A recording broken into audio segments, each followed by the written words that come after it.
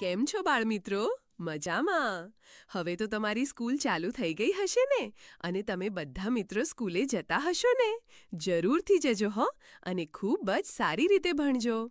તો ચાલો આજે આપણે વાત કરીએ એક નવી વાર્તાની, જેમાં છે એક બહાદુર ખિસકોલી અને તેના મિત્રો, જેનું શીર્ષક છે ખજાનાનું રહસ્ય.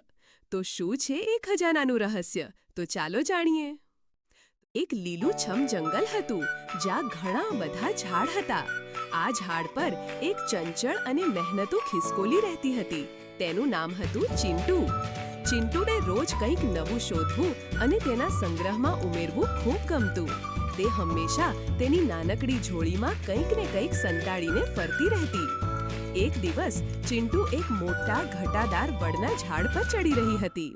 અચાનક તેણે ઝાડના થડમાં એક નાનકડું ચળકતું ચાવીનું છિદ્ર જોયું. અરે વાહ, આ શું છે?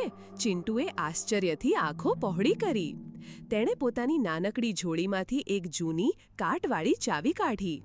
આ ચાવી તેણે ઘણા સમય પહેલા એક જૂના પથ્થર નીચેથી મળી હતી. તેણે વિચાર્યું, શું આ ચાવી આ છિદ્રમાં લાગશે? ચિંટુએ ધીમેથી ચાવીને છિદ્રમાં નાખી. ખટ! એક નાનકડો અવાજ આવ્યો અને ઝાડના થડમાં એક ગુપ્ત દરવાજો ખુલ્યો. દરવાજાની અંદર અંધારું હતું. ચિંટુ થોડી ગભરાઈ, પણ તેની અંદર રહેલો સાહસનો જીવ જાગી ઉઠ્યો. તેણે હિંમત કરીને અંદર પ્રવેશ કર્યો. અંદર એક નાનકડી ગુફા જેવું હતું. ગુફાની વચ્ચોવચ્ચ એક ચમકતી વસ્તુ પડી હતી. ચિંટુ નજીક ગઈ અને જોયું તો તે એક મોટો, ગોળ અને ચળકતો અખરોટ હતો. આટલો મોટો અખરોટ તેણે ક્યારેય જોયો ન હતો.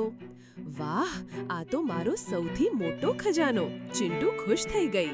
પણ પછી તેને યાદ આવ્યું કે આટલો મોટો અખરોટ તે એકલી ખાઈ શકશે નહીં. ચિંટુએ વિચાર્યું, મારે આ ખજાનો મારા મિત્રો સાથે વહેંચવો જોઈએ.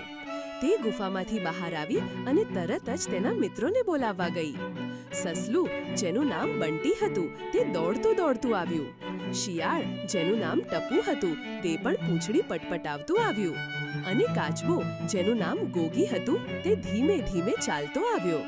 ચિંટુએ તેમને બધું કીધું અને ગુપ્ત દરવાજો ખોલીને અખરોટ બતાવ્યો. બધા મિત્રો આશ્ચર્યચકિત થઈ ગયા. આટલું મોટું અખરોટ, આ તો સાચો ખજાનો છે! બંટી સસલું ખુશ થઈને બોલ્યું. ટપુ શિયાળે કહ્યું, પણ આને તોડીશું કેવી રીતે? ત્યાં જ ગોગી કાચબો ધીમેથી બોલ્યો, આપણે બધા સાથે મળીને પ્રયત્ન કરીશું તો ચોક્કસ તૂટશે.